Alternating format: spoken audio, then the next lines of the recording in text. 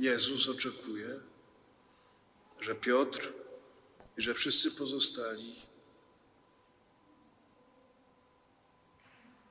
pójdą za Nim w rzeczywistość krzyża, biorąc przy tym swój własny krzyż na siebie.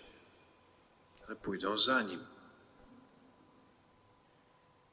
Jeśli kto chce pójść za mną, niech się zaprze samego siebie, niech weźmie swój krzyż, niech mnie naśladuje. To jest słowo o Domu Wschodnim. To jest słowo o wspólnocie ludzi, którzy nie potrafią w sposób powierzchowny, w sposób banalny patrzeć na ludzkie cierpienie.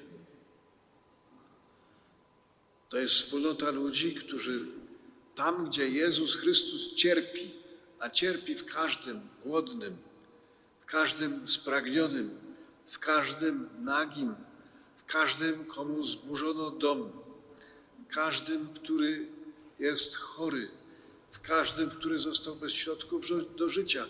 To Chrystus w każdym z tych ludzi wchodzi w krzyż. I tak jak mówi w tej Ewangelii, musi. Ponieważ Chrystus nie potrafi zostawić takich ludzi. Musi być z nimi, musi być w nich, nie potrafi stać obok. I to jest bardzo piękne w tej wspólnocie ludzi Domu Wschodniego, że kiedy widzą Jezusa umęczonego, głodnego, bez domu, spragnionego, głodnego, bez światła, co robią?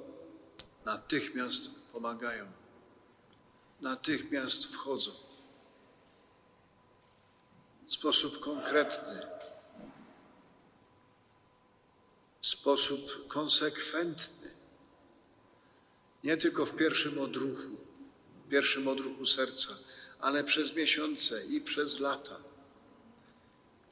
Widzą potrzeby, starają się im zaradzić. I to, co wydaje mi się najpiękniejsze, to,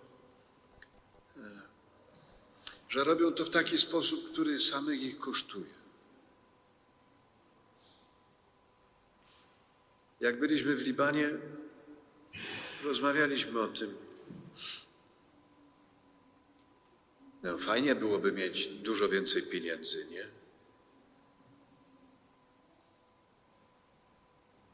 Tam są i organizacje, i całe kraje, które potrafią pomagać ze swojego dostatku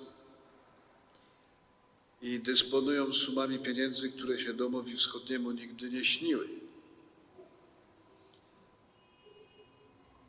Ale właśnie to jest piękne w tej wspólnocie, że nie pomaga z pieniędzy wziętych od kogoś,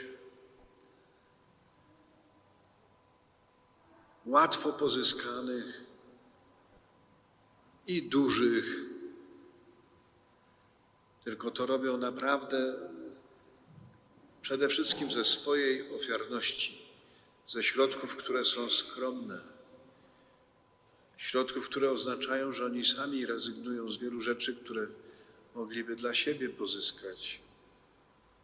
W taki właśnie bardzo ewangeliczny sposób, w całej prostocie, w całej pokorze, w wyrzeczeniu, podejmując krzyż, podejmując trud działania, towarzyszą Jezusowi w Jego ukrzyżowaniu.